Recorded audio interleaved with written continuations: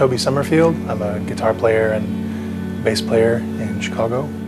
One of the projects I do is called Never Enough Hope. It's a very large group. Well, we've recorded the band twice. The first time, everybody was in the same room, and the strings were running through amplifiers. And there was a certain amount, the mixing was very intricate for that. It took like, I don't know, a year and a half of mixing to get it to sound like we wanted it to. Having everybody in the same room helps with improvised sections and helps with the sort of musical interaction. The thing that was missing was clarity in a lot of the instruments. The saxophone sounded fine, the guitar sounded fine, the drums sounded really great. The strings and the vibes were kind of mushy. From that experience, what we learned was the strings have to be in a different room and they have to be acoustic, and then we can turn them up as loud as we want in the mix. Likewise, the vibraphones have to be pretty far from the drums. At Electrical, we put the strings in isolation, and we played in the A room, which is a huge, enormous room, and just kind of set everybody as far apart from each other as we could. The hardest part then is that I have to conduct everybody, cue everybody. So the strings were, they call it Kentucky. We're in Kentucky, which is directly behind me, and then the saxophones were here, and the vibraphones were way over in a corner, way over there, and then the trumpets were here, and the guitars were here, and then the drummers were way over here. So if I had to get everybody's attention, I had to do this nearly, I guess, 360-degree thing. If I had to cue the strings, I had to turn around and not look at the band. Sometimes that worked, sometimes that was hard. Yeah, the recording process was in and of itself really positive. The gear at Electrical is super high-end, and being at Electrical is really great. Some studios kind of suck your energy all day long. You're sitting there and you're waiting to play and you're waiting for stuff to happen, and it kind of wears you out. I could have hung out at Electrical all day, not been worried about it. Everybody felt really good. There's a lot of napping going on. We did all the songs for the record. We got there at 10, we were tracking at like 3, and people had to leave for the airport at 5, and we finished it. Which again is a testament to the people playing it more than anything.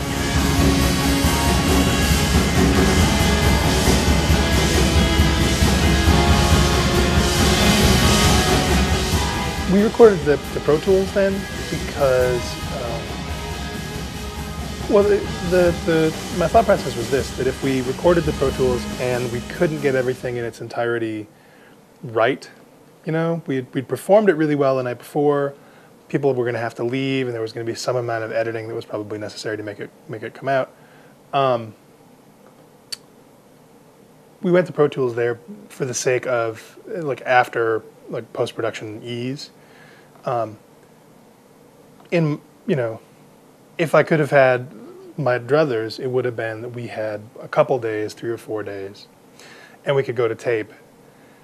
And we could have a better mix going on to the tape, so that there would be less need to do elaborate mixing after the fact. As it is, the amount of automation that goes on in the mix for the 23 people, some of it is just to get it right, and some of it is to fix either errors in my part on dynamic conduction, or just foibles in the recording process, this wasn't as loud as it should have been, or there's too much trumpet in the vibes mic at this point when we need to hear the vibes the most. So we have to fiddle with the EQ and all that in this one specific spot. The power of Pro Tools there. If the band was better rehearsed and everybody knew the songs better, and I was more comfortable conducting at that point, I think the mixing would have been less elaborate because I could have brought people down more naturally. That's one of the things I think that's important to remember about recording, is that when the technology that we all sort of pine for, the analog system stuff, bands were well rehearsed in a way that they maybe aren't now. Especially, you get into avant-garde music and you get into free jazz or whatever, composition in contemporary music, new music or whatever.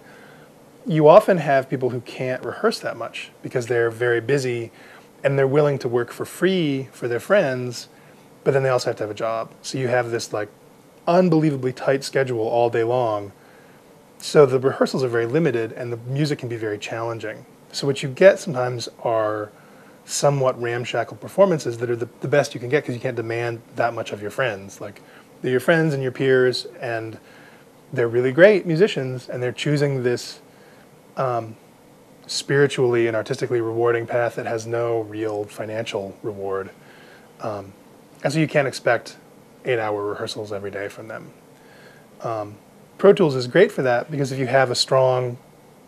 you understand your composition, you can get them to deliver it in the best possible way with very little rehearsal. What would be great is if I could take this band and really feel like it's my instrument after a while, like I'm really in control of it, and they really all understand their roles in it. Then we could go somewhere and record the tape and nail takes with a level of detail that I haven't experienced in a band before, like where I can really control the dynamic and everybody knows their job and they nail it. I think there's a comparison to be made to like Zappa's band because it's a similarly erratic or esoteric instrumentation. They understood their job, or horns in a big band, like in a jazz band. They know when to be quiet and when to be loud, and you learn that, especially if you record a lot more too. People who worked in big bands for 30 years spent a lot of time in the studio in a big band and knew what they had to do to make the recording go better. I think maybe Pro Tools it loosened some shackles, but we lost some skill as musicians in how to use the studio as an instrument too. I don't know. I would love to record the band to tape. That would be a dream.